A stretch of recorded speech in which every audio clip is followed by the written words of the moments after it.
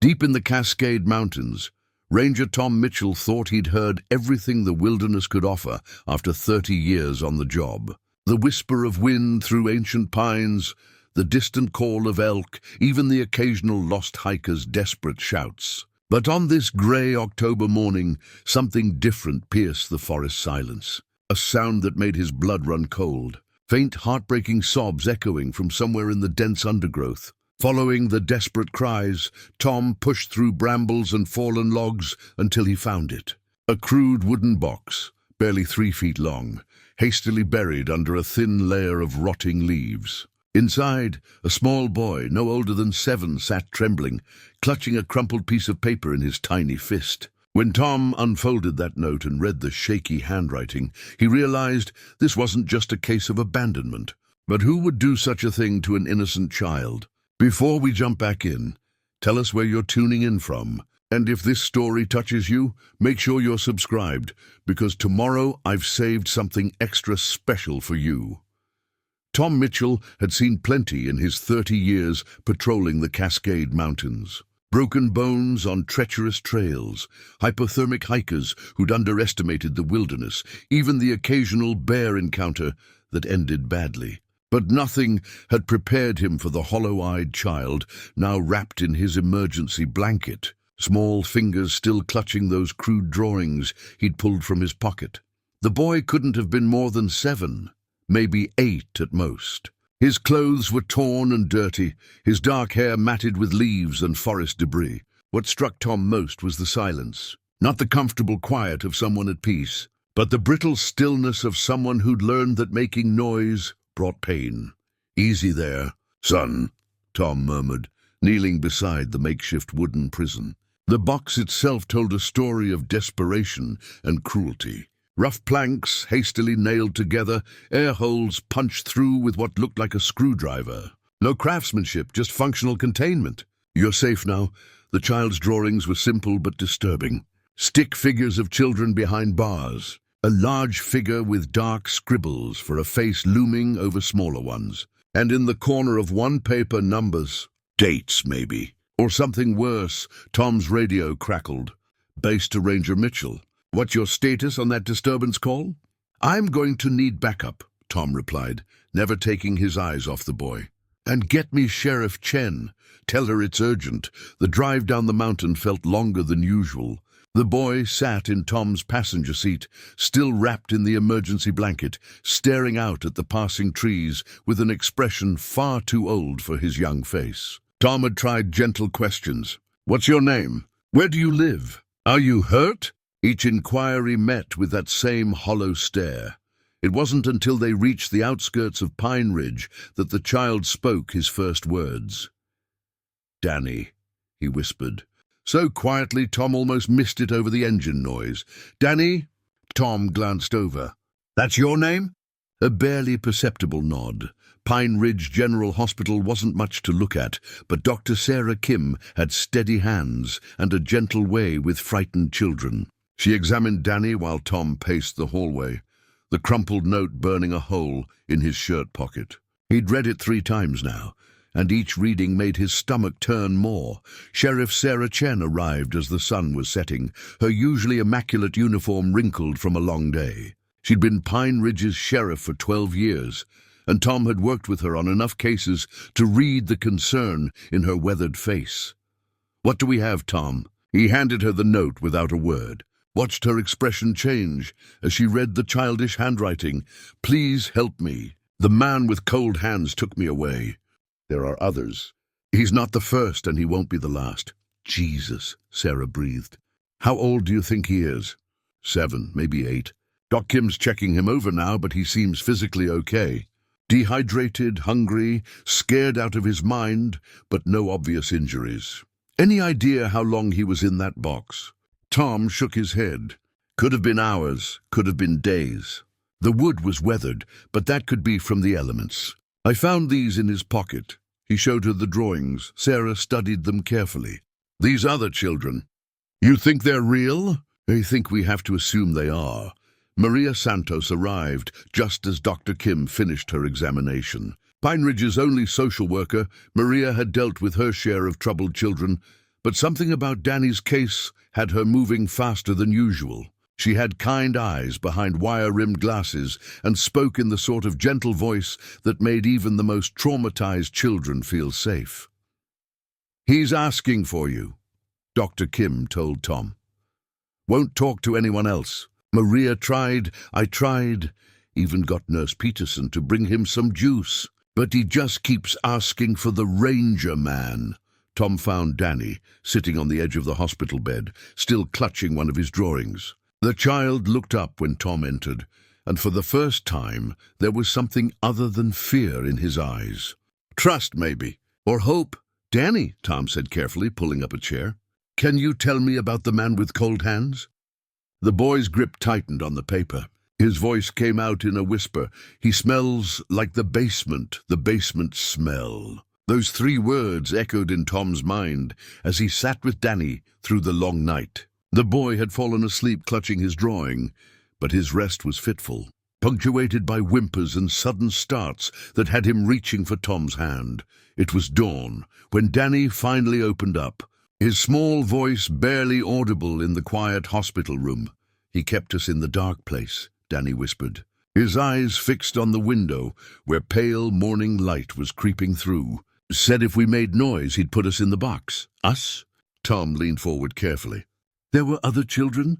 Danny nodded, then reached down to his worn sneaker.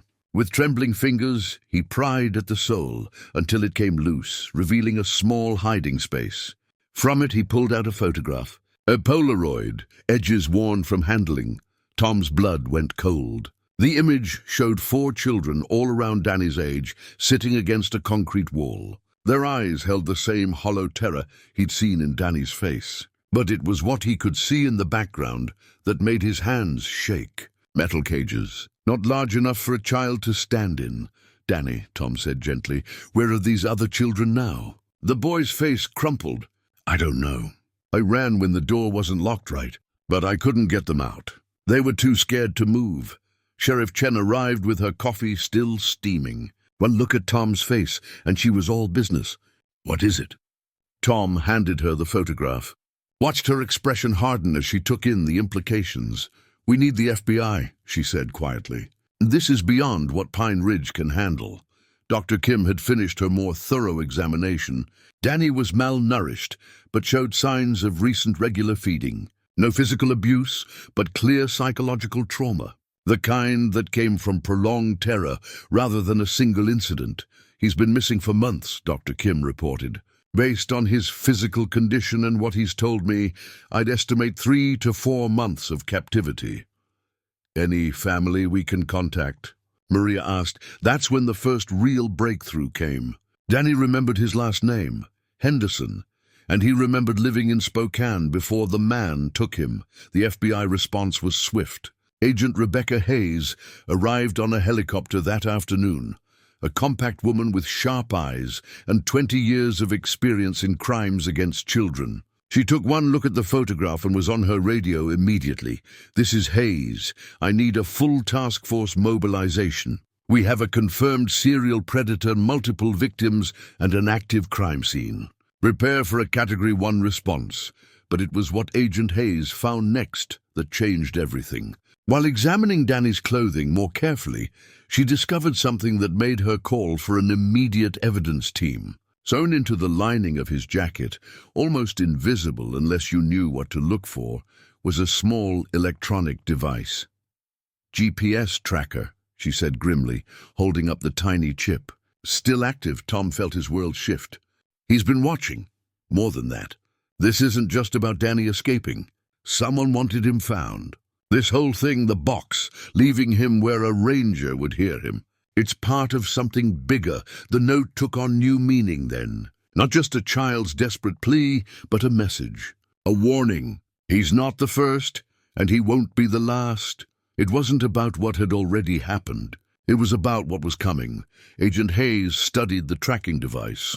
Whoever did this wanted us to find Danny, but they also wanted to know exactly where he was at all times. The question is why. Danny had been moved to a secure wing of the hospital, but Tom couldn't shake the feeling they were being watched. Every shadow seemed to hide a threat. Every unfamiliar face in the hallway made his hand drift to his service weapon. It was Maria who voiced what they were all thinking. If he wanted Danny found, if this is all planned, then we're not rescuing that boy. We're walking into a trap.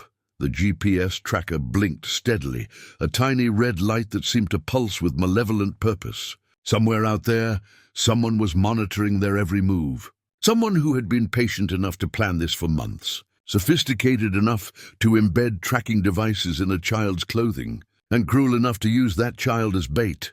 Tom looked through the hospital room window at Danny, who was finally sleeping peacefully. For the first time since his rescue, the boy trusted him completely, had faith that the ranger who found him would keep him safe. But as the tracking device continued its steady pulse, Tom wondered if he was strong enough to protect the child from whatever was coming. Because one thing was becoming terrifyingly clear: Danny's rescue was just the beginning. The FBI task force arrived like a storm, transforming Pine Ridge's quiet Main Street into a command center of black SUVs and communication equipment. Agent Hayes had commandeered the community center, maps and photos, covering every available surface. But despite all the federal resources, Danny would only speak to Tom. The man with cold hands, Danny whispered during one of their sessions. He wore a white coat sometimes. Like the doctors here, but different, cleaner. Dr. Elizabeth Warren, the child psychologist Hayes had flown in from Seattle, observed from the corner. She'd worked hundreds of cases, but something about Danny's precise memory fragments troubled her. Children in trauma often repress details, she explained to Tom during a break. But Danny remembers very specific things. The smell of disinfectant, the sound of metal doors closing, the temperature of the room. That level of detail suggests prolonged exposure, not a brief kidnapping. Tom had barely slept since finding the GPS tracker. Every time he closed his eyes, he saw those other children in the photograph. Were they still alive? Were they waiting for rescue that might never come? It was during Danny's afternoon session that the breakthrough came. The boy was drawing again, his small hands working with surprising precision. This time, instead of stick figures, he was sketching something more complex. A building, windows in specific patterns, a sign he couldn't quite make out but remembered the shape of. "Danny," Tom said gently, "this building. Is this where the man kept you?" The boy nodded, then pointed to a section of his drawing. "The basement was down here, but there were rooms upstairs too. Clean rooms. That's where he took the others sometimes." Dr. Warren leaned forward. "The others? Different children than the ones in the photograph?" "Some were the same, but some came and went. The man said they were going to new homes." Danny's voice got smaller. "But they never looked happy about it." Agent Hayes studied the drawing. The architectural details were remarkably accurate for a child's sketch. The building had a distinctive L shape, specific window patterns, and what looked like a medical facility layout. That's when Danny reached into his pocket and pulled out something none of them had seen before. A small plastic bracelet, the kind hospitals use for patient identification. The printing was faded but still legible. St. Mary's Children's Medical Center, Spokane, WA. "I kept it," Danny said quietly. "From before." "Before the man took me." Agent Hayes was on her radio immediately. Within an hour, they had confirmation.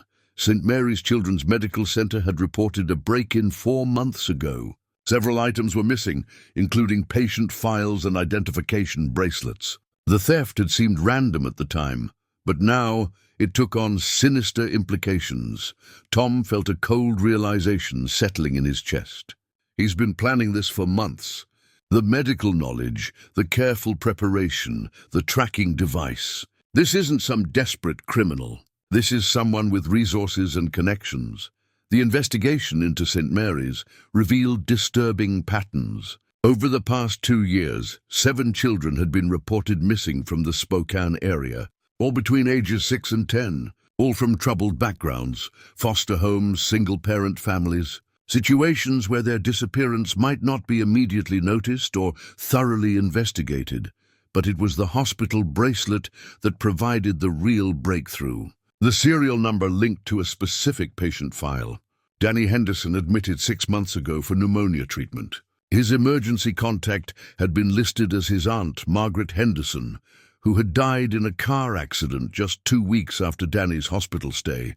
He was vulnerable, Agent Hayes said grimly. No close family, recent hospitalization creating medical records, and the trauma of losing his guardian. Someone selected him very carefully. Tom studied the faces of the other children in the photograph again. Each one had that same hollow look of abandoned hope. But there was something else now that he noticed. They were all wearing similar hospital bracelets. He's not just targeting random children, Tom said. He's targeting specific ones. Children who've been in the medical system.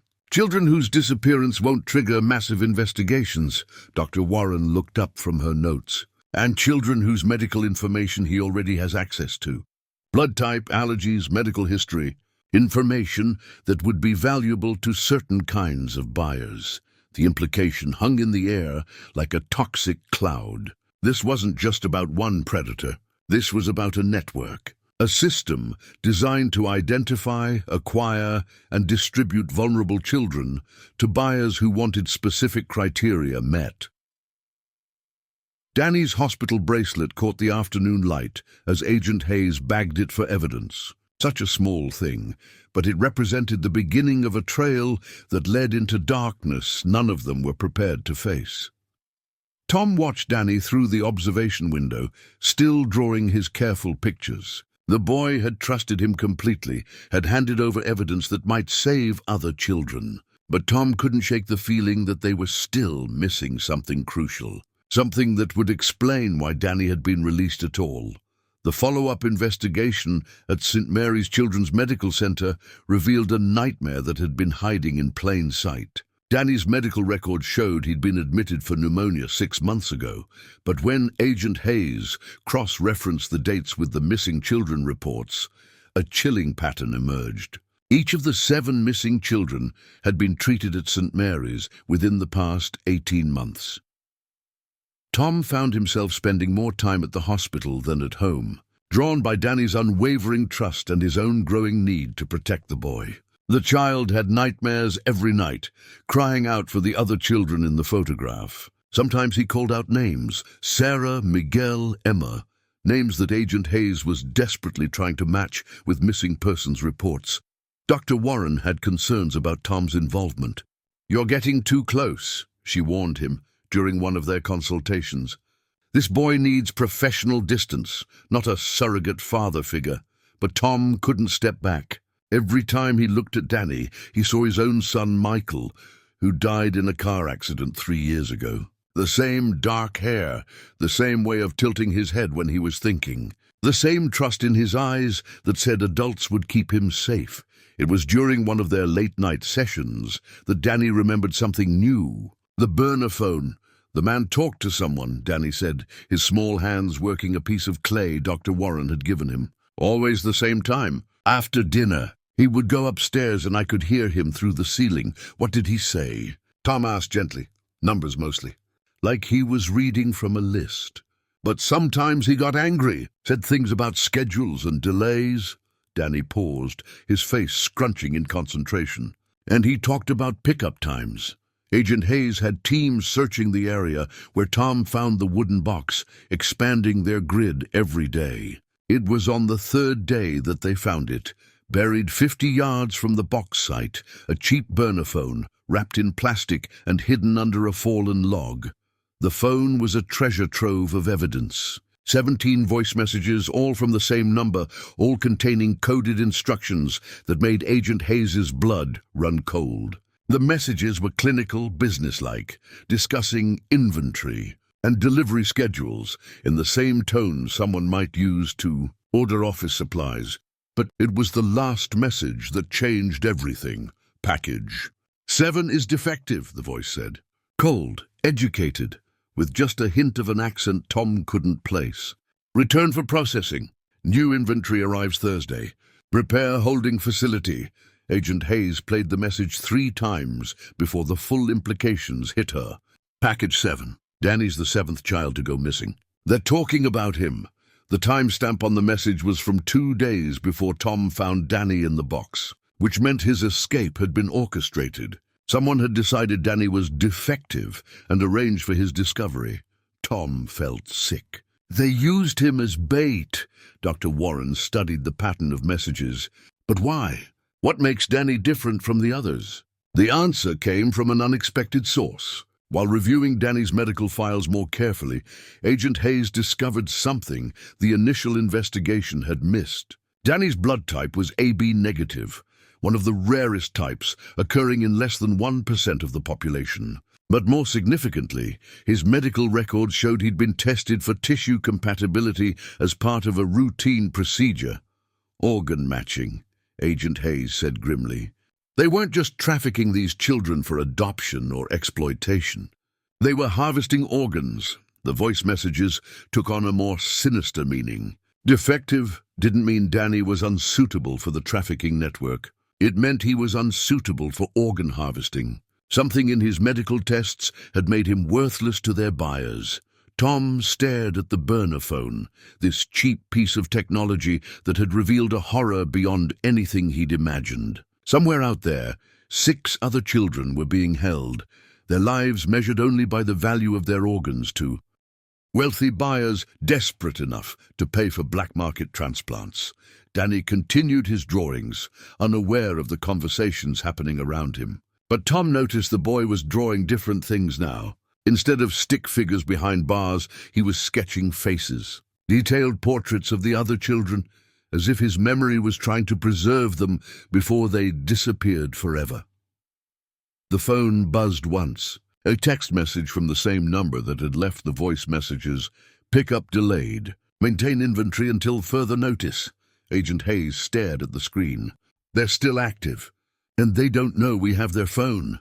Tom felt a cold determination settling in his chest. Those 6 children were still alive, still waiting for rescue. And this burner phone might be their only link to finding them before it was too late. The breakthrough came from a direction none of them expected. Maria Santos had been quietly working her own investigation, following paper trails through the foster care system and adoption agencies. What she found made Agent Hayes call an emergency briefing at midnight. The car accident that killed Danny's aunt, Maria said, spreading documents across the conference table. I've been digging into the details. Margaret Henderson wasn't just Danny's guardian. She was a nurse at St. Mary's Children's Medical Center. Tom felt pieces clicking into place. She had access to patient records. More than that, Maria continued. She was the head of pediatric intake. Every child who came through that hospital went through her department first. Medical history, family background, insurance information. She would have known exactly which children were vulnerable. Agent Hayes studied the police report from the accident. Single car collision, rainy night, no witnesses. Vehicle went off Highway 2 near the bridge outside Spokane. I drove out there yesterday, Maria said quietly. There are no skid marks. No sign she tried to brake or avoid anything. The car just went straight through the guardrail. The implications were staggering. Margaret Henderson hadn't died in an accident. She'd been murdered. And whoever killed her had waited just long enough to gain access to Danny through her death. But it was what Maria found next that shattered their understanding of the case completely. Hidden in Margaret Henderson's personal effects, returned to Danny after her death, was a manila envelope containing adoption papers. Not for Danny, but for 6 other children, all bearing the letterhead of Sacred Heart Adoption Services, an agency that, according to Maria's research, didn't exist. The forged adoption papers were masterfully crafted. Each document showed a different child being legally transferred to families in other states. The signatures looked authentic, the legal language was perfect, and the state seals appeared genuine. But every single one was a fabrication designed to provide legal cover for child trafficking. Margaret discovered what was happening, Agent Hayes said, studying the documents. She found out someone was using her patient records to target vulnerable children and create fake adoption papers to move them. Tom examined the papers more carefully. Look at the dates. These were all created after the children went missing. Someone was building a paper trail to explain their disappearances. Dr. Warren had been quiet during the briefing, but now she spoke up. Margaret Henderson was going to expose this. That's why she had to die. and Danny became a liability because he was her ward. Too much connection to the evidence she'd gathered. The Sacred Heart Adoption Service's letterhead was perfectly reproduced, complete with state licensing numbers and legal disclaimers. But when Agent Hayes ran the licensing numbers through federal databases, she discovered something that made her blood run cold. The numbers belonged to a legitimate adoption agency in Oregon, one that had reported a break-in 6 months ago where only computer files and official letterhead had been stolen. Professional identity theft, she said grimly. Whoever is running this operation has resources and connections at every level. Medical records, legal documents, law enforcement databases. This isn't some basement operation. This is organized crime with government-level access. Tom stared at the forged papers, thinking about Danny, sleeping peacefully upstairs, finally feeling safe for the first time in months. The boy had no idea that his aunt had died trying to protect him and other children from a network so sophisticated it could fabricate legal documents and eliminate witnesses without raising suspicion. The adoption papers revealed another disturbing pattern. Each fake document showed the children being transferred to families in different states, but all the addresses were in rural areas, far from major cities where missing children might be more easily spotted. Remote locations where no one would ask too many questions about new families moving in with children who didn't quite look like their parents. They're not just trafficking organs, Agent Hayes realized. They're running multiple operations. Some children are harvested, others are sold through fake adoption networks to buyers who want untraceable children. Maria spread out a map, marking the locations on the fake adoption papers.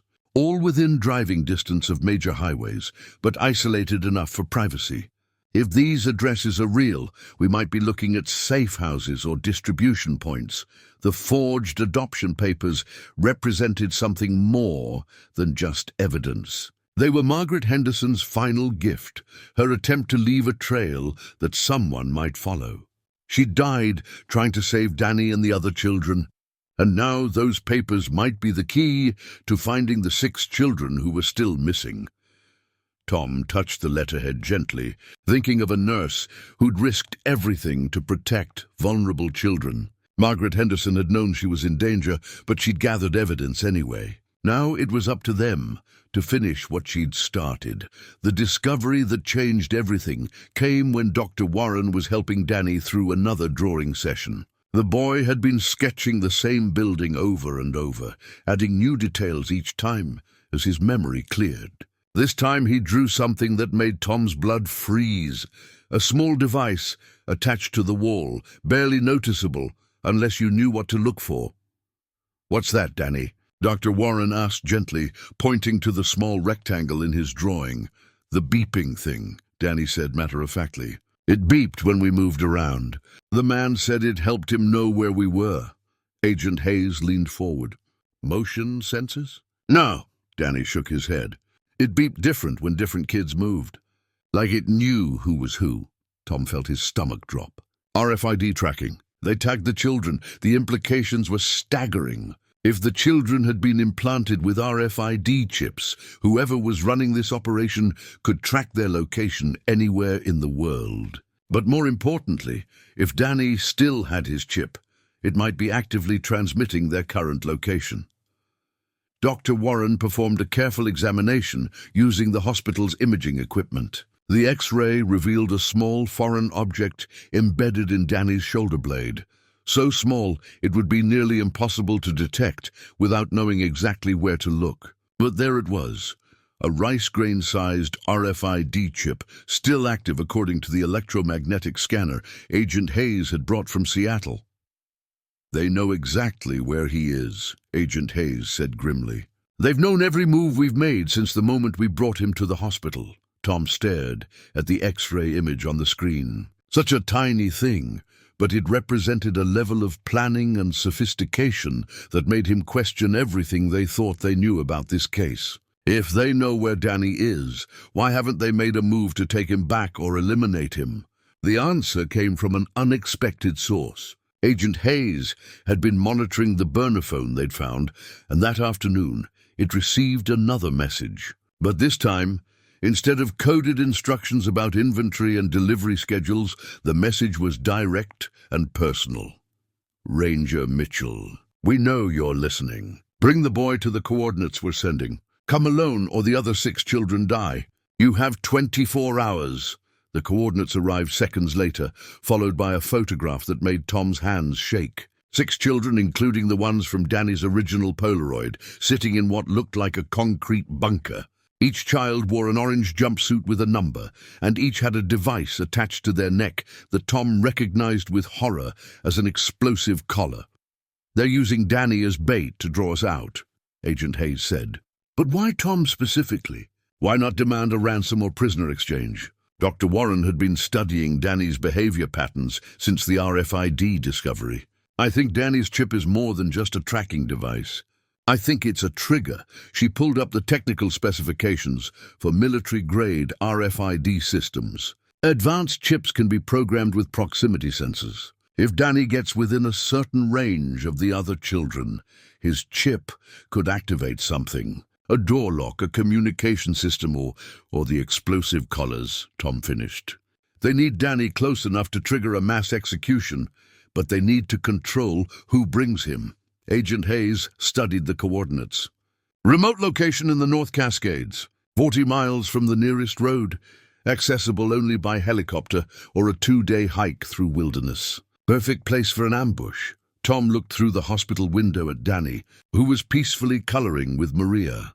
The boy had no idea he was a walking trigger device, programmed to potentially kill the other. Children he'd tried so hard to save. The cruel irony wasn't lost on any of them. We can't remove the chip, Dr. Warren explained. It's positioned too close to his spinal cord. One wrong move during extraction could paralyze him or worse. The tactical situation was impossible. If they didn't respond to the demand, 6 children would die. If they did respond, they'd be walking into a trap that could kill Danny and potentially dozens of law enforcement personnel. And if they tried to disable Danny's chip, they could kill the boy they were trying to protect. Agent Hayes was assembling her tactical team, but Tom could see the doubt in her eyes. They've thought of everything. Every move we make, they're 3 steps ahead. Tom studied the GPS tracker they'd found in Danny's jacket, still blinking its steady red light. He'd assumed it was meant to monitor Danny's location, but now he realized its true purpose. It wasn't just tracking the boy. It was marking him as a weapon, guiding him toward the moment when his presence would trigger the deaths of the very children he'd tried to save. The 24-hour countdown had begun, and Tom found himself facing an impossible choice. Save Danny and let 6 children die, or risk everything on a rescue mission that seemed designed to fail. The coordinates led them to an abandoned mining operation in the North Cascades, accessible only by a treacherous mountain road that hadn't seen maintenance in decades. Tom sat in the passenger seat of Agent Hayes' tactical vehicle, Danny sleeping fitfully between them. The boy's small hand still clutching one of his drawings. They'd made the decision together, Tom and Agent Hayes, knowing it was likely a trap, but unable to abandon 6 children to certain death. The FBI tactical team followed at a distance, ready to move in when the moment was right. But they all knew this confrontation would ultimately come down to Tom and Danny walking into whatever nightmare waited at those coordinates. The compound was larger than expected. What had once been a copper mine had been converted into something that made Tom's stomach turn. Multiple buildings connected by underground tunnels, perfect for moving children without being seen from aerial surveillance. Guard towers that had been disguised as mining equipment. And in the center of it all, a concrete bunker that matched Danny's drawings exactly. As they approached the main gate, Danny stirred and opened his eyes. The boy took one look at the compound and began to shake. "This is where he kept us," Danny whispered. "The basement is under that big building." Tom could see movement in the compound, armed men in tactical gear, but something was wrong with the picture. These weren't desperate criminals. They moved with military precision, carried professional-grade weapons, and wore communications equipment that suggested significant funding and organization. Agent Hayes spoke quietly into her radio. "Command, this is Hayes. Target location confirmed. Multiple hostiles, professional-grade operation. Initiating contact protocol." They were met at the gate by a man Tom recognized immediately from Danny's descriptions. Tall, thin, wearing surgical scrubs beneath a tactical vest. His hands were unnaturally pale, almost white, and when he smiled, his teeth were too perfect to be natural. "Ranger Mitchell," the man said in the same voice they'd heard on the burner phone recordings. "Dr. Marcus Webb, I believe you have something that belongs to me." "The boy doesn't belong to anyone," Tom replied, his hand resting on his service weapon. Dr. Webb laughed, a sound completely devoid of warmth. "Oh, but he does. He belongs to my clients, just like all the others. You see, there's a considerable investment in each child. Medical testing, psychological evaluation, preparation for their eventual purpose. Danny here represents a significant loss to our operation." He gestured toward the bunker. "But he can still serve a purpose. His RFID chip will unlock the holding facility where the other children are kept. All you have to do is walk him to the entrance. The proximity sensor will do the rest." Tom felt Danny's hand grip his arm tighter. The boy understood what was happening, understood that his presence would somehow determine the fate of his fellow captives. "And then what?" Agent Hayes demanded. "Then you leave. All of you. We relocate our operation, and everyone walks away. The children will be well cared for, I assure you. My clients pay premium prices for quality inventory." It was then that Tom noticed what Dr. Webb was holding. A leather-bound ledger, thick with entries written in meticulous handwriting. The doctor caught his gaze and opened the book slightly, revealing pages upon pages of records. Names, ages, medical information, and most chillingly transaction details, with dollar amounts that made Tom's blood run cold. 23 years of careful work, Dr. Webb said proudly. Over 400 successful placements. Children who would have died in poverty or neglect, given new purpose, serving those who can afford to pay for exactly what they need. The ledger represented the full scope of the horror. Not just the 6 children currently in captivity, not just the 7 from the Spokane area, but hundreds of children over more than 2 decades. Each entry a life reduced to medical specifications and monetary value. Tom could see the compound's layout now, understanding how the operation worked. The mining tunnels provided perfect concealment for moving children between holding areas. The remote location meant no unexpected visitors. And the professional security meant law. Enforcement would need significant resources to mount a successful assault. But it was what Danny whispered. Next, that changed everything. "The other kids know I'm here," the boy said quietly. "I can feel them. They're scared, but they're ready." Tom looked down at Danny, seeing something new in the child's eyes. Not just fear and trauma, but determination. The boy had a plan. Dr. Webb gestured impatiently toward the bunker entrance. "Shall we proceed? My clients are waiting, and delays are becoming expensive."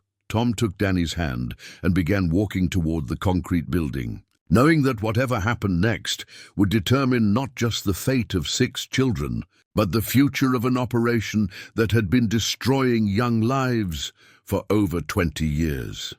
6 months later, Tom sat in his kitchen watching Danny pour syrup on his pancakes, with the careful concentration of a child who had learned to appreciate simple pleasures. The morning light streaming through the windows caught the small scar on Danny's shoulder where the RFID chip had finally been safely removed by a surgical team at Seattle Children's Hospital. The adoption papers were different from Dr. Webb's forgeries. These were real, signed by a family court judge who had tears in her eyes as she finalized Tom's petition to adopt Danny Henderson Mitchell. The boy had asked to keep both names, wanting to honor his Aunt Margaret's memory while embracing his new life.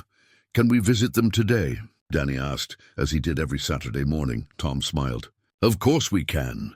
The Pine Ridge Children's Recovery Center occupied the building that had once housed Dr. Webb's operation. Agent Hayes had fought bureaucratic battles for months to convert the facility into a treatment center for trafficked children.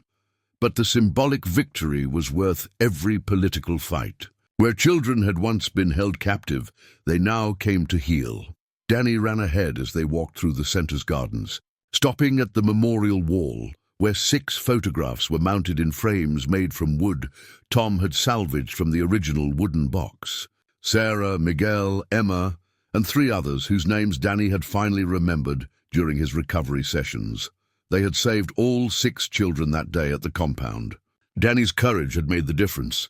When Dr. Webb forced Tom to approach the bunker entrance, Danny had suddenly broken away and run to his friends. But instead of triggering the explosive collars, as Webb intended, the boy had shouted a warning in Spanish that Miguel had taught him during their captivity. The children had dropped to the ground just as Agent Hayes's tactical team stormed the facility. Dr. Webb's ledger had become the foundation for the largest international trafficking investigation in FBI history. The meticulous records he'd kept proved to be his downfall, providing law enforcement with names, locations, and bank account information that led to arrests across 17 countries. Over 100 children had been rescued in the first month alone. Tom found Danny at his favorite spot in the garden, a bench beneath an oak tree where he often came to draw. But today, he wasn't drawing pictures of his captivity. Instead, he was working on a detailed sketch of the recovery center, showing children playing and laughing in spaces that had once known only fear. "Dr. Warren says I'm ready for regular school next year," Danny said, holding up his latest drawing. "Are you excited about that?" Danny nodded solemnly. "But I want to keep coming here too, to help the other kids who are still scared." Tom sat beside his son, thinking about the journey that had brought them both to this peaceful moment. The investigation had revealed that Dr. Webb's operation was just one node in a network that stretched across multiple continents. But the recovery center represented something more important than justice. It represented hope.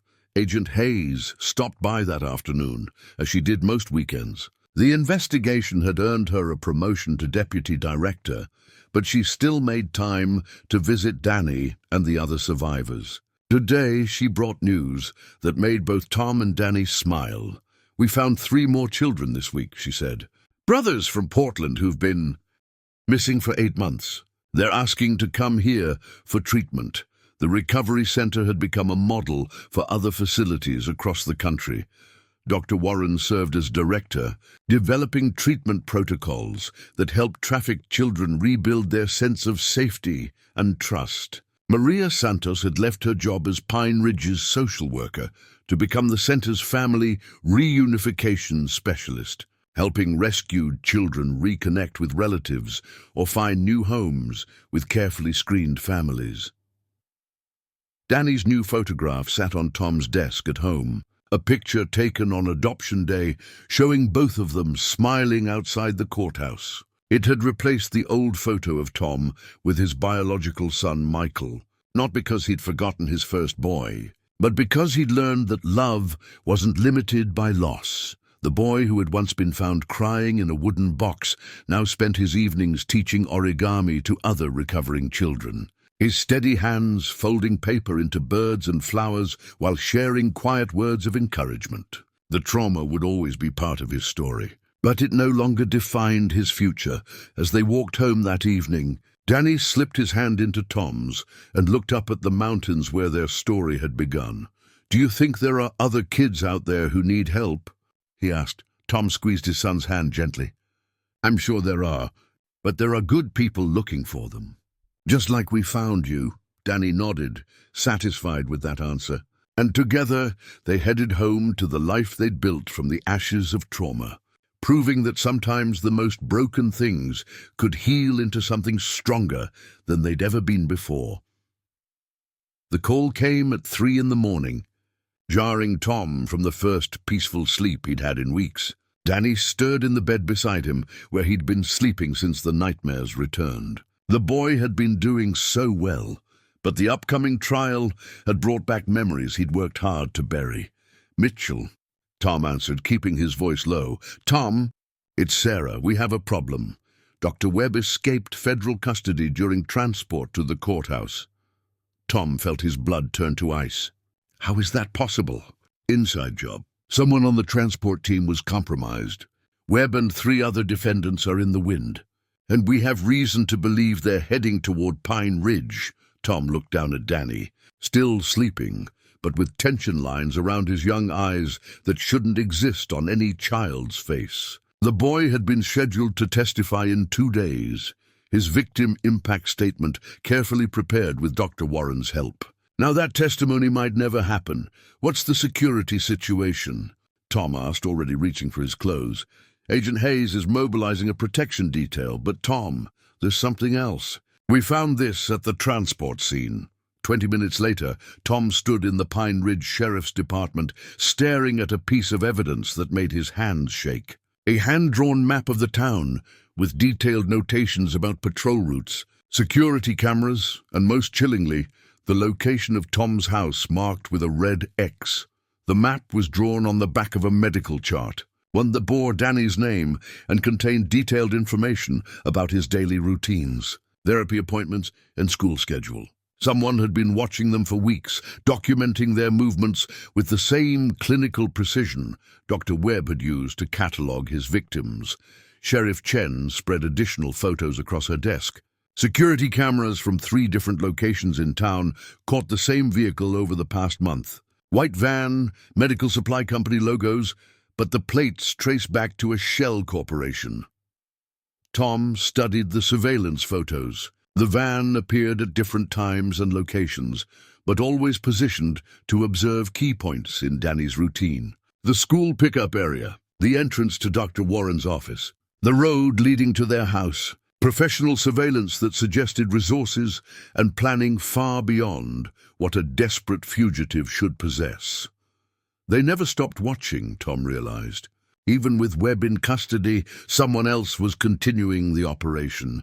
Agent Hayes arrived with her tactical team as dawn was breaking. She looked like she hadn't slept in days, and Tom could see the weight of responsibility in her eyes. The escape had happened on her watch, and she was taking it personally. "We're moving you and Danny to a safe house," she said without preamble. The threat assessment indicates this isn't random revenge. The map shows they know exactly how to get to you, but it was Dr. Warren who provided the most disturbing insight when she arrived to examine the medical chart. "This isn't just surveillance data," she said, studying the notations carefully. "Someone's been conducting psychological profiling. These notes detail Danny's stress responses, his comfort zones, even his emotional triggers. The chart contained observations that could only have been made by someone with psychological training. Notes about Danny's reactions to loud noises, his preference for sitting near exits, his tendency to withdraw when approached by unfamiliar adults. Information that would be invaluable to someone planning to recapture him. Tom felt a cold realization settling in his chest. They're not just trying to silence Danny before the trial. They're planning to take him back. The medical chart revealed another disturbing detail. At the bottom of the page, in the same clinical handwriting as the surveillance notes, was a single line that made Agent Hayes reach for her radio.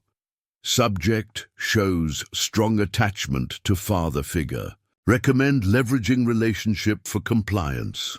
Danny woke up as they were preparing to leave for the safe house. The boy took one look at the packed bags and the armed agents in his living room and understood immediately what was happening. "He got out, didn't he?" Danny asked quietly. "The man with cold hands." Tom knelt beside his son, choosing honesty over false comfort. "The kitty decides okay." "Yes, he did. But we're going to keep you safe." Danny nodded with the gravity of a child who had learned too young that bad things could happen to good people. But then he reached into his backpack and pulled out something that made Tom's heart break. A small notebook, where Danny had been writing down everything he remembered about Dr. Webb's operation, details he hadn't shared even with Dr. Warren. "I've been remembering more things," Danny said, "about the other places, the other people who worked with him. I wrote it all down because I thought it might help other kids." The notebook was filled with Danny's careful handwriting, describing locations, faces, and conversations he'd overheard during his captivity. Information that could break the case wide open, if they could keep Danny alive long enough to share it. The safe house was a modest cabin 30 miles north of Pine Ridge, tucked into a stand of old-growth pine trees that provided natural concealment. Agent Hayes had chosen it carefully. One road in and out, clear sightlines in all directions, and no neighbors within miles who might accidentally walk into a dangerous situation. Danny sat at the kitchen table, his notebook open beside him as he worked with Dr. Warren to reconstruct everything he remembered about Dr. Webb's network. The boy's memory was proving remarkably detailed, aided by drawing exercises that helped unlock traumatic recollections he'd suppressed. It was during one of these sessions that Danny drew something that changed everything. A detailed sketch of a room he'd only seen once, but which had clearly made a powerful impression. The drawing showed medical equipment, computer screens, and most significantly, a wall covered with driver's licenses.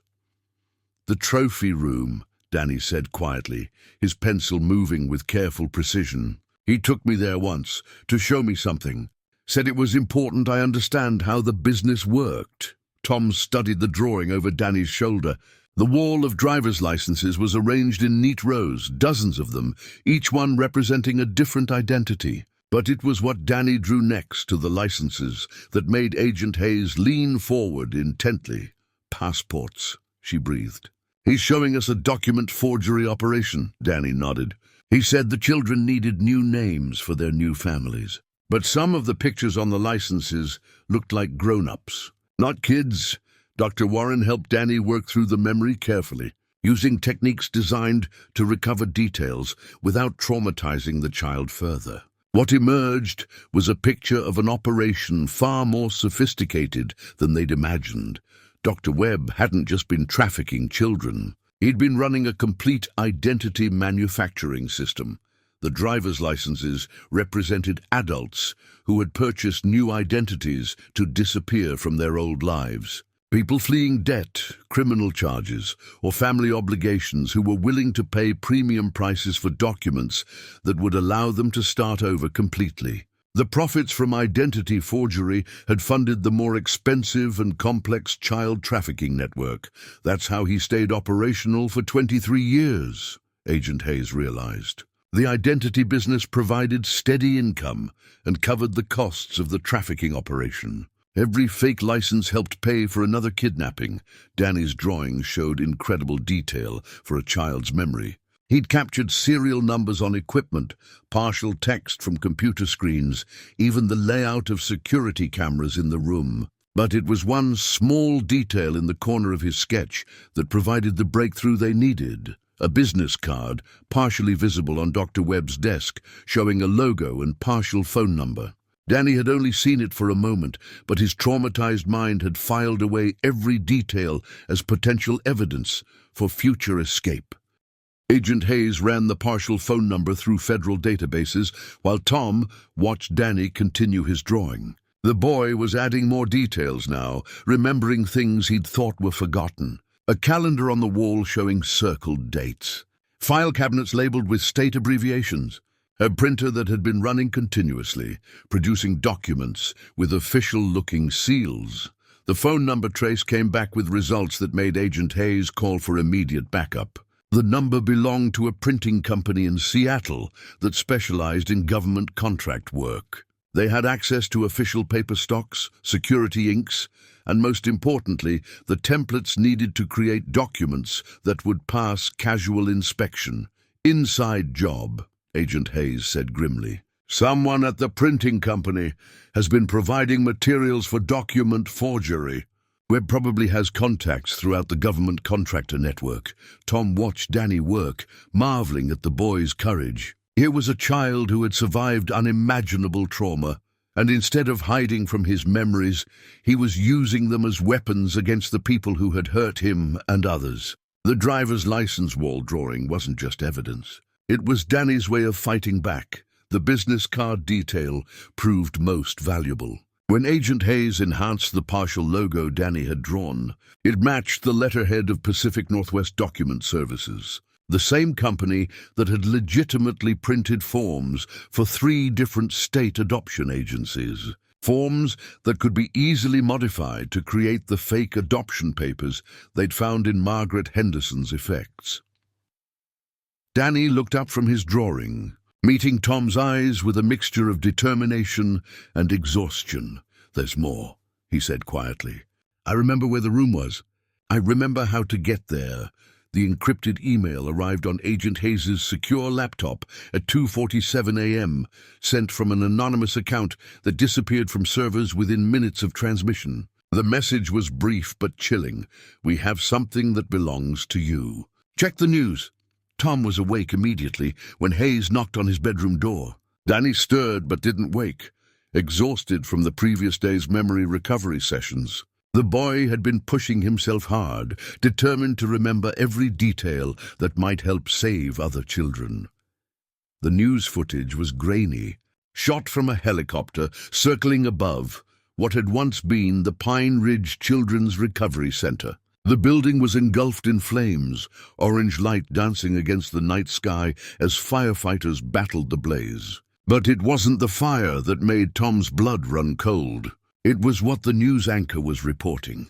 3 staff members were inside the building when the fire started. 2 have been accounted for, but Dr. Elizabeth Warren, the center's director, remains missing. Authorities suspect arson.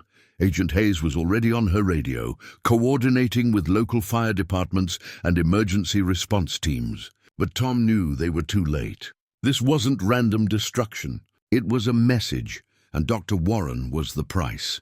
The second email arrived an hour later, this time with an attachment that made Hayes curse under her breath. A video file showing Dr. Warren tied to a chair in what looked like the same concrete bunker where they'd rescued the 6 children months ago. She appeared unharmed but terrified, her eyes wide with the knowledge of what her captors were capable of. Behind her, barely visible in the shadows, stood a figure Tom recognized. Not Dr. Webb, but someone else from the original operation. Someone they'd thought was dead? Marcus Klein, Hayes said grimly. Webb's former partner. We found his body at the compound during the raid, or thought we did.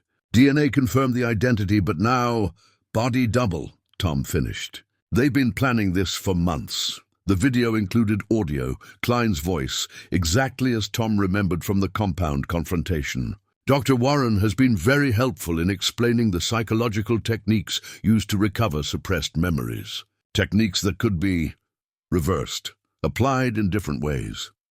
The implication was clear. They weren't just holding Dr. Warren hostage. They were forcing her to use her expertise to help them break other victims, to make children forget what they'd seen or heard during captivity. But it was what appeared in the final frames of the video that provided their only lead. A small object on the table beside Dr. Warren, so quick Tom almost missed it. A key fob, the kind used for electronic access systems, with a distinctive logo partially visible. Danny woke up as Tom was studying freeze frames of the video on Hayes' laptop. The boy took one look at the screen and his face went pale. "That's Dr. Warren," he said quietly. "Is she?" "She's alive," Tom said carefully. "But she needs our help." Danny stared at the freeze frame showing the key fob, his young face scrunched in concentration, the same expression he wore when working on his memory drawings. "I've seen that before," he said suddenly. "The circle with the lightning bolt. It was on doors in the building where they kept us." Agent Hayes enhanced the image, zooming in on the key fob's logo. The symbol was clear now, a stylized lightning bolt inside a circle with letters partially visible beneath. Danny's identification was crucial because it confirmed they were dealing with the same facility, or at least the same security system. "Electronic locks," Hayes said. "A high-end corporate security. This narrows down the possible locations significantly." Tom watched Danny study the image, seeing the boy's determination to help despite his obvious fear. "Danny, do you remember anything else about those locks? Where you saw them?" Danny closed his eyes, using the memory techniques Dr. Warren had taught him. "On the doors to the medical rooms, And on the elevator, the man always had to wave his card to make them open. The key fob represented more than just access control. It was a breadcrumb trail, probably left intentionally by Dr. Warren or possibly by Klein as part of his psychological game. But it was also their best chance of finding her before she disappeared forever into the same network that had swallowed hundreds of children over the past 2 decades. Agent Hayes was already running searches on corporate security companies that used the lightning bolt logo. The list was shorter than expected, limited to high-end systems used by medical facilities, research laboratories, and government contractors. 6 possibilities in the Pacific Northwest, she reported, but only one that matches the architectural details from Danny's drawings. Danny looked up at Tom, with eyes that had seen too much, but still held hope. "We're going to get her back, aren't we?" Tom squeezed his son's shoulder gently. "We're going to try." The secure server belonged to Klein's network, but it had been compromised from the inside. Agent Hayes discovered the breach when her cybersecurity team found evidence of someone uploading files to an encrypted cloud server that hadn't existed in any of their previous investigations. Someone with high-level access was feeding information to the traffickers in real time. Tom sat in the command center they'd established at the FBI field office in Seattle, watching Hayes coordinate with teams across 3 states. But his attention kept drifting to the computer screen, showing the most recent upload to the compromised server. Detailed psychological profiles of every child currently in protective custody. 37 children, Hayes said grimly. All survivors of trafficking operations we've shut down over the past year. Their locations, their therapy schedules, their vulnerabilities. Everything someone would need to recapture them. The computer server files were a goldmine of intelligence, but they also represented a terrifying breach of security. Someone inside the federal protection system had been systematically copying sensitive information and providing it to the very people they were supposed to be protecting: children. From Danny had been moved to yet another safe house, this one with military-grade security. But Tom knew that even those precautions might not be enough if someone on the inside was providing location updates to Klein's organization. It was Maria Santos who made the connection that broke the case open. She'd been reviewing the server files when she noticed something that made her call Tom immediately. "The upload timestamps," she said, her voice tight with controlled anger. "They correspond exactly with case review meetings. Someone who attended every single protection briefing has been uploading files within hours of each meeting." The realization hit Tom like a physical blow. The leak wasn't some distant bureaucrat or hacked computer system. It was someone they knew, someone they trusted, someone who had access to the most sensitive details of every child's recovery process. Agent Hayes pulled the attendance records for every protection briefing over the past 6 months. The list was short: herself, Tom, Maria, Sheriff Chen, and Dr. Warren, plus one other person who had attended every single meeting as a consulting expert on child psychology. Dr. Patricia Morse had joined their team 3 months ago, brought in from the CDC to help develop better protocols for treating trafficked children. Her credentials were impeccable, her expertise genuine, and her dedication to the children seemingly absolute. She'd worked personally with half the survivors, earning their trust and learning their deepest fears. "She's been playing us from the beginning," Hayes said, studying Dr. Morse's personnel file. "Every child she treated, every therapy session she conducted, every piece of information she gathered about their trauma responses. She's been building psychological profiles for recapture." Operations. The server files revealed the full scope of the betrayal. Dr. Morse hadn't just been stealing information. She'd been actively sabotaging recovery efforts, using her knowledge of child psychology to make survivors more vulnerable to re-traumatization. Therapy sessions designed to heal had been twisted into reconnaissance missions. Tom thought about all the times Dr. Morse had interacted with Danny, all the questions she'd asked about his coping mechanisms and trust relationships. Every detail she'd gathered about Danny's bond with Tom, his nightmares, his triggers, had been fed directly to the people who wanted to destroy that progress. The computer server also contained something else that made Tom's blood run cold: real-time GPS coordinates for Dr. Warren's location. The kidnapping hadn't been random. Dr. Morse had provided Klein with detailed information about Warren's daily routines, her security protocols, and the exact timing needed to take her without witnesses. "She's still uploading," Hayes' tech specialist reported. "Last activity was 20 minutes ago. Another file about the safe house locations." Tom felt his world shift. If Dr. Morse was still active, still feeding information to Klein's network, then nowhere was safe. Every move they made, every plan they developed, every protection they put in place was being compromised in real time. But the server files also provided an opportunity. If they could trace the uploads back to their source, they might be able to locate not just Dr. Morse, but the entire command structure of the trafficking network. The computer had become both their greatest vulnerability and their best chance of ending this nightmare permanently. Agent Hayes was already mobilizing teams to track down Dr. Morse, but Tom knew they were racing against time. Somewhere out there, 37 children were at risk because their psychological profiles had been turned into hunting guides. And Dr. Warren was being held by people who now knew exactly how to break her spirit and force her cooperation. The computer server blinked with another upload notification. Dr. Morse was still working, still feeding information to the enemy, still betraying every child who had trusted her with their deepest fears. Tom stared at the screen, understanding that their next move would determine whether they saved those children or lost them forever to a network that had turned healing into a weapon. The raid on Dr. Morse's apartment revealed a sophisticated command center hidden behind the facade of a dedicated child psychologist's home office. But it was what they found in her personal safe that made Agent Hayes call for an immediate evidence team. A collection of handwritten journals documenting her involvement in the trafficking network, spanning over 5 years.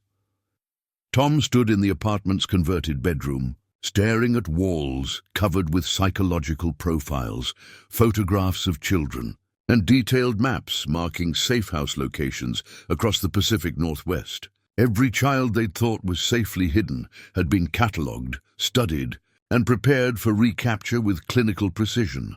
The journals were written in Dr. Morse's meticulous handwriting, each entry dated and cross-referenced with case files. What emerged was a picture of systematic betrayal that made Tom's stomach turn. She hadn't been recruited by the trafficking network. She had sought them out, offering her expertise in exchange for what she described as unprecedented research opportunities. "Listen to this," Agent Hayes said, reading from one of the journal entries. "Subject shows remarkable resilience to standard psychological manipulation. Recommend extended isolation protocols combined with targeted re-traumatization of primary attachment figure. Note father-child bonds stronger than anticipated. Requires specific intervention." Tom realized she was reading Dr. Morse's analysis of Danny. Every therapy session, every trust-building exercise, every moment of progress had been documented and weaponized. The woman they'd believed was helping Danny heal had been studying him like a laboratory specimen, mapping his psychological vulnerabilities for future exploitation. The journals revealed the scope of Dr. Morse's collaboration with the network. She'd provided psychological profiles for over 200 children, detailing their fears, their coping mechanisms, and most importantly, the specific traumas that could be used to break their spirits. Children who had survived initial trafficking attempts were being systematically re-traumatized using information she provided, but it was one particular journal entry that provided the breakthrough they needed. Dr. Morse had documented a meeting with Marcus Klein just 2 weeks ago, including detailed notes about a facility she referred to as the laboratory. Her description matched the architectural details from Danny's drawings, but with additional information that narrowed their search significantly. Bio-containment level 3 security. Agent Hayes read from the journal. Negative pressure ventilation systems, sealed entry protocols, medical-grade sterilization equipment, located in former pharmaceutical research facility, approximately 40 miles northeast of Seattle. Tom studied the maps Dr. Morse had created, cross-referencing them with the facility descriptions in her journals. She'd been planning something called Project Reset, a systematic program to recapture and psychologically reprogram every child who had escaped the trafficking network. The journals contained photographs as well, images that made Tom's hands shake as he turned the pages. Pictures of the facility's interior, showing medical equipment, isolation chambers, and most chillingly, what appeared to be a surgical suite, equipped for organ harvesting. Dr. Morse had documented everything with the detached precision of a research scientist. She's been building a database, Tom realized studying the cross-referenced files. Every child's psychological profile linked to their medical records, their potential market value, and their specific vulnerabilities. She's turned trauma recovery into a business intelligence operation. Agent Hayes found the most damning evidence in Dr. Morse's computer files. Email correspondence with buyers around the world, discussing children by their medical specifications and psychological profiles. Danny was listed as high-value inventory due to his rare blood type and his detailed psychological mapping, with a selling price that made Tom feel sick. But the journals also revealed Dr. Morse's location. She hadn't fled after uploading the server files. She was at the laboratory facility, working with Klein to prepare for what she called the final harvest. According to her most recent journal entry, they had acquired 17 children over the past month, all survivors of previous trafficking operations who had been located using her intelligence. The handwritten journals represented more than just evidence of betrayal. They were a roadmap to the facility where Dr. Warren was being held, where 17 recaptured children were awaiting whatever Dr. Morse and Klein had planned for them, and where the trafficking network was making its final stand. Tom found Danny's psychological profile in the journals, pages of detailed analysis about his recovery process, his relationship with Tom, and his potential value to buyers who specialized in preconditioned subjects. Dr. Morse had noted that Danny's trauma bonding with his adoptive father made him particularly valuable to clients who wanted children who would be grateful for any kindness shown to them. The final journal entry was dated yesterday. Project Reset commences in 72 hours. All primary subjects secured. Recommend immediate liquidation of law enforcement assets to prevent interference. The laboratory is ready. Tom closed the journal, understanding that they had less than 2 days to find the facility and rescue the children before Dr. Morse and Klein implemented whatever final solution they had planned. The laboratory facility sat in a valley 43 miles northeast of Seattle, hidden among towering Douglas firs that blocked satellite surveillance and muffled sound from the outside world. From their observation post on the ridge above, Tom could see why Dr. Morse had chosen this location for Project Reset. The former pharmaceutical research complex was isolated, secure and equipped with everything needed for the horror they were planning. Agent Hayes lowered her binoculars, her face grim in the pre-dawn light. Thermal imaging confirms at least 20 heat signatures in the main building. Most appear to be in the basement level, consistent with holding cells. Tom studied the tactical map Hayes had spread on the ground between them. The FBI hostage rescue team had positioned themselves around the perimeter, but the facility's security made a direct assault extremely dangerous. Motion sensors, automated defenses, and multiple escape routes meant that any approach would likely result in casualties among the hostages.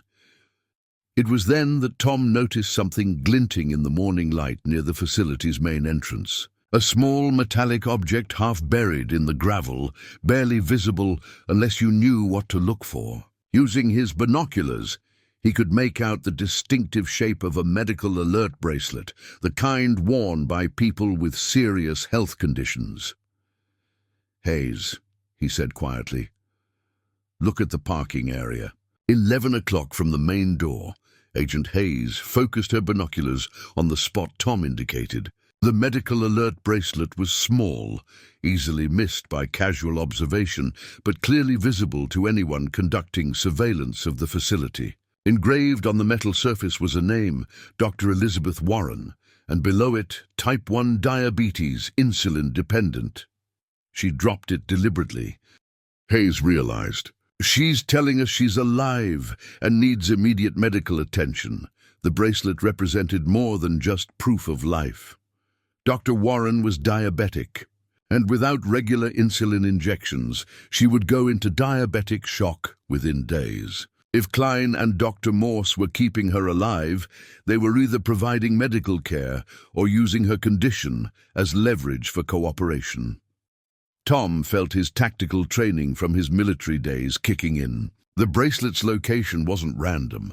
Dr. Warren had managed to drop it where approaching rescue teams would spot it, but not where her captors would notice it missing. She was giving them intelligence about her condition and her location within the facility. "She's telling us something else," Tom said, studying the positioning of the bracelet. "Look how it's angled. The clasp is pointing toward the southeast corner of the building." Agent Hayes called for enhanced surveillance of that section of the facility. Within minutes, thermal imaging revealed what appeared to be a mechanical room with heavy power consumption, suggesting life support or medical equipment. If Dr. Warren was being kept alive with medical support, that room was the most likely location. The medical alert bracelet also provided crucial tactical information. Dr. Warren would need insulin within the next 12 hours, which meant any rescue operation had to be completed quickly. But more importantly, her medical condition might be affecting her captors' plans. Keeping a diabetic hostage alive required resources and attention that could be exploited. Tom watched the facility through his binoculars, noting the patrol patterns of armed guards and the locations of security cameras. The place was designed to keep people in, not to repel a coordinated assault, which suggested the real defenses were inside the building where the hostages were being held. "Movement in the main building," Agent Hayes reported, studying her thermal display. "Large group being moved from the basement to the first floor. They're preparing for something." The timing couldn't be coincidental. Dr. Morse's journals had indicated Project Reset would begin in less than 24 hours, and now they were moving the captive children to a different location within the facility. Whatever they had planned was about to start. Tom studied the medical alert bracelet through his binoculars one more time, understanding that Dr. Warren's message was about more than just her location and condition. She was telling them that time was running out, not just for her, but for all the children trapped in that building. The bracelet caught the morning sunlight, a small beacon of hope in what felt like an impossible situation. Dr. Warren was still fighting, still trying to help them save the children, even while facing her own mortality. That kind of courage deserved a rescue attempt that matched it. Agent Hayes was coordinating final preparations for the assault, but Tom knew that conventional tactics wouldn't work against an opponent who had spent years studying how to break people's spirits. This wasn't just about overwhelming firepower. This was about outsmarting someone who had turned psychology into a weapon. The medical alert bracelet blinked in the sunlight one last time before clouds moved across the sky, and Tom understood that their window of opportunity was closing fast. The assault on the laboratory facility began at 4:47 a.m., but it was what they found in Dr. Morse's office that changed everything.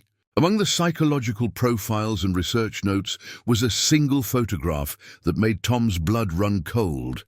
Danny, taken just 3 days ago outside the latest safe house, with timestamp metadata showing it had been uploaded to the trafficking network's servers. Agent Hayes stared at the photograph on Dr. Morse's computer screen while the sounds of the tactical operation echoed through the building. She's been tracking him this whole time. Even after we moved him to military protection, Tom felt his world collapse. The photograph showed Danny walking to the armored vehicle that transported him to therapy sessions, his face clearly visible, his location pinpointed with GPS coordinates. Someone inside the protection detail was still feeding information to the network. The photograph was part of a larger file labeled Priority Extraction, Subject 7. Dr. Morse had been planning to recapture Danny not as part of Project Reset, but as a separate operation. The boy's psychological profile had made him too valuable to include in whatever mass elimination they had planned for the other children. She's not here for Dr. Warren or the other kids, Tom realized. This whole thing is about getting Danny back. Agent Hayes was already on her radio, trying to reach the safe house, where Danny was supposed to be under military guard. The response that came back made her face go pale. "Command, this is Safe House Delta. We have a situation. The package is missing." "Repeat, the package is missing." Tom felt his legs give out. While they'd been focused on rescuing the children at the laboratory, someone had taken Danny from what they'd believed was the most secure location in the state. The photograph on Dr. Morse's computer showed the exact timing they'd needed to bypass every security measure.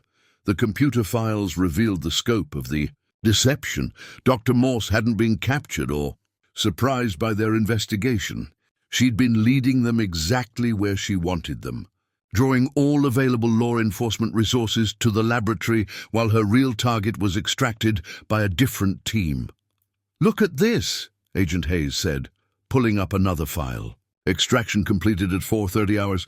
Subject 7, secured for transport to primary research facility." Tom stared at the screen, understanding that they'd been played from the beginning. The laboratory facility was real.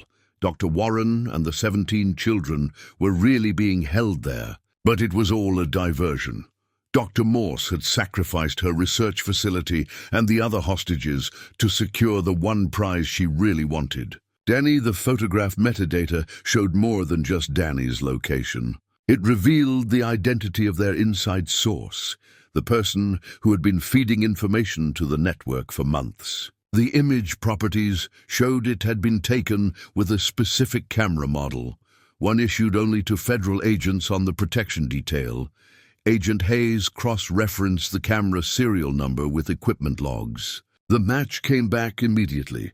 Agent Michael Torres, a 15-year veteran of the FBI who had requested assignment to Danny's protection detail, specifically because of his expertise with traumatized children. "He's been with Danny every day for 3 months," Tom said, his voice hollow. Danny trusted him completely. The computer showed Agent Torres' bank records, payments from offshore accounts totaling over $2 million over the past year. He'd been selling information about every child in the protection program. But Danny had been his primary assignment from the beginning. Tom thought about all the times Agent Torres had been present during Danny's therapy sessions, all the trust-building exercises, all the moments when Danny had felt safe enough to share his deepest fears. Every piece of information had been recorded and transmitted to the people who wanted to destroy that progress. The photograph on Dr. Morse's computer updated with a new timestamp, low 445 hours. A live feed showing Danny in the back of a van, conscious but clearly drugged, with Agent Torres sitting beside him. The boy's eyes were open but unfocused, and he wasn't struggling against his restraints. "Sedated," Agent Hayes said grimly. "They've drugged him to keep him compliant during transport." The van was traveling north, according to the GPS coordinates streaming from the photograph's metadata, not toward any of the known trafficking facilities, but toward the Canadian border, where international jurisdiction would complicate any rescue attempt. Tom stared at the live feed, watching his son being transported toward a fate worse than death by someone they'd trusted to protect him. The photograph updated every 30 seconds, showing Danny's condition deteriorating as the sedatives took stronger effect. The computer screen displayed a final message: Subject 7 delivery confirmed for 0800 hours. Biotransport standing by at coordinates attached. Payment on completion. Tom realized they had less than 3 hours to intercept the van before Danny disappeared forever into an international network that specialized in making children vanish without a trace. The helicopter pursuit across the Cascade Mountains became a desperate race against time as Tom watched the GPS coordinates on Agent Hayes's tablet move steadily toward the Canadian border. But it was the discovery of a crumpled piece of paper in the abandoned van that gave them the breakthrough they needed to end this nightmare once and for all. Agent Torres had made a fatal mistake. In his rush to transfer Danny to the buyer's vehicle at the border crossing, he'd left behind a handwritten note containing coordinates, phone numbers, and most crucially, bank account information for the entire trafficking network's financial system. Tom held the note with shaking hands as their helicopter thundered through mountain valleys, following the trail of a boy who had become the son of his heart. The paper contained more than just logistical information. It was a complete organizational chart showing the structure of an international trafficking network that spanned 17 countries. "Look at this," Agent Hayes said, studying the note over Tom's shoulder. "These aren't just buyers and sellers. These are government officials, military contractors, pharmaceutical companies. This network has been operating with state-level protection." The handwritten note revealed names that made Agent Hayes immediately contact FBI headquarters. Senators, federal judges, police commissioners, and military leaders, all listed as either clients or protectors of the trafficking operation. The scope of corruption went far beyond anything they'd imagined, but it was the bottom section of the note that provided their tactical advantage. Agent Torres had written down the exact protocol for the border handoff, including security codes, backup routes, and most importantly, the psychological control methods being used to keep Danny compliant during transport. They're using his trust against him, Tom realized, reading Torres' notes about maintaining Danny's cooperation. They told him this was a protective relocation, that he was being moved to keep him safe from Dr. Morse. The note contained Danny's psychological profile, written in Torres' handwriting, detailing exactly how to manipulate the boy's trust and trauma responses. Danny believed he was being rescued, not kidnapped, which explained why he wasn't fighting his captors or trying to escape. Agent Hayes coordinated with Border Patrol as their helicopter approached the crossing point. The buyer's transport was a medical helicopter disguised as an emergency medivac, complete with fake patient transfer paperwork and medical personnel credentials. Without Torres's note, they never would have identified it as part of the trafficking operation. "There," Tom said, pointing to a clearing ahead where 2 helicopters sat on the ground. "That's them." The scene below looked like a legitimate medical transfer. Danny was being carried on a stretcher between the 2 aircraft, surrounded by people in medical scrubs who appeared to be providing emergency care. Only the note in Tom's hand revealed the truth behind the carefully orchestrated deception. Torres' handwriting had provided more than just tactical intelligence. It had exposed the psychological manipulation being used to make Danny a willing participant in his own kidnapping. The boy thought he was being saved, thought the medical personnel were protecting him from new threats. As their helicopter descended toward the clearing, Tom could see Danny on the stretcher, conscious but clearly confused by the sudden arrival of additional aircraft. The boy's eyes searched the sky, probably hoping to see a familiar face that would explain what was happening to him. The buyers scattered as soon as they realized they were under surveillance, abandoning their equipment and fleeing into the dense forest surrounding the clearing. But Agent Torres made a different choice. Instead of running, he moved toward Danny's stretcher, his hand reaching for something at his belt. Tom's military training kicked in as he recognized the motion. Torres wasn't reaching for a weapon to defend himself. He was reaching for a syringe, probably containing a lethal dose of sedative that would eliminate the witness, who could identify him and destroy the evidence of his betrayal. The handwritten note fluttered in the helicopter's downwash as Tom prepared to jump down. Before they'd fully landed, the paper contained everything they needed to dismantle the international network. But none of that would matter if they couldn't save the boy who had survived so much already. Danny's eyes found Tom's as the helicopter touched down, and for the first time in hours, the boy's expression showed hope instead of confusion. But Agent Torres was still moving toward the stretcher, still reaching for the syringe that would silence the only witness to his crimes. Tom ran across the clearing, knowing that everything they'd fought for, everything Danny had survived, would be decided in the next few seconds. The handwritten note had given them the intelligence they needed to win the larger war. But the battle for one small boy's life was still being fought on the ground between two men who had very different ideas about what that life was worth. 2 years later, Tom stood in his backyard watching Danny teach origami to 3 younger children who had recently joined their family through the adoption program he and Agent Hayes had established. The morning light caught the edges of a new photograph that sat on the picnic table. This one showing all 4 children together at the Pine Ridge Memorial Garden, their smiles genuine and unforced. The photograph had been taken during the dedication ceremony for the children's memorial, where the names of over 600 trafficking victims had been engraved in black granite. Danny had insisted on reading every name aloud, his clear voice carrying across the gathered crowd of survivors, families, and law enforcement officials who had worked to bring justice to those who could no longer speak for themselves. The international investigation that followed, Agent Torres's arrest had dismantled trafficking networks across 4 continents. The handwritten note he'd carelessly left behind had provided the financial trail that led to convictions of 87 individuals, including 3 U.S. senators, a federal judge, and 12 corporate executives who had profited from the suffering of vulnerable children. Dr. Warren had recovered from her captivity and returned to her work, but now she ran a different kind of facility.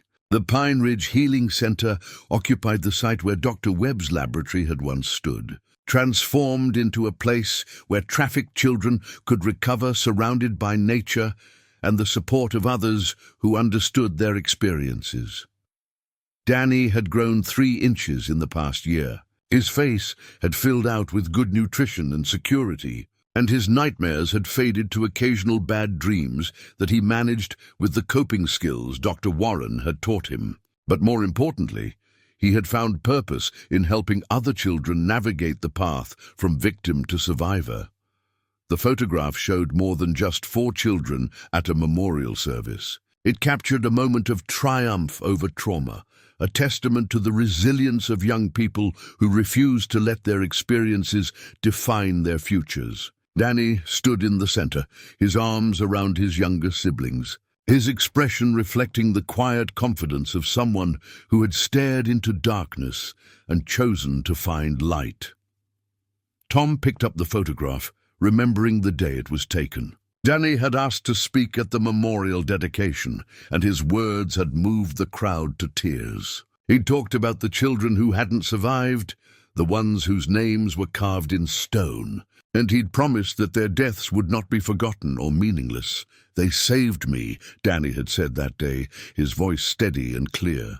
"Every child who didn't make it home gave me strength to keep fighting, to keep hoping, to keep believing that good people were looking for us. I'm here because they couldn't be, and I promised to make that matter."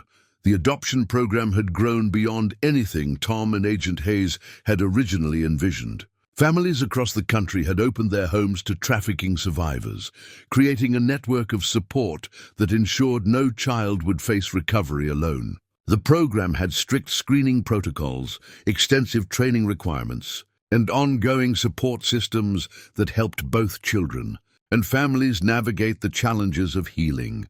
From extreme trauma, Danny's 3 younger siblings had each come from different trafficking operations shut down by the task force. Maria, 8 years old, had been rescued from a forced labor camp in California.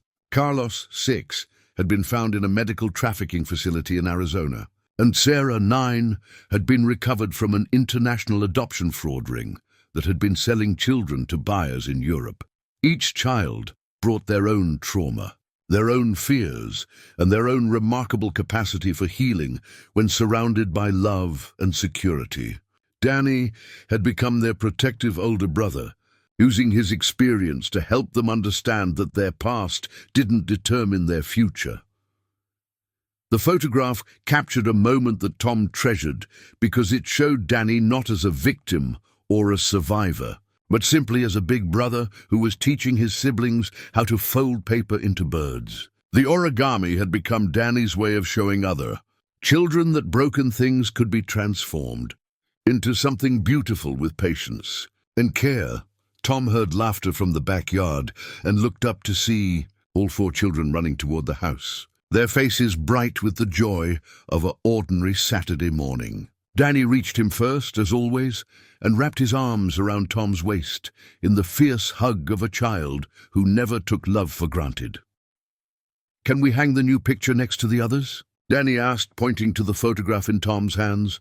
Tom smiled, thinking about the wall in their living room, where dozens of photographs chronicled their growing family's journey from trauma to healing to joy. Each picture told part of a story that had begun with a crying boy in a wooden box and had grown into something none of them could have imagined.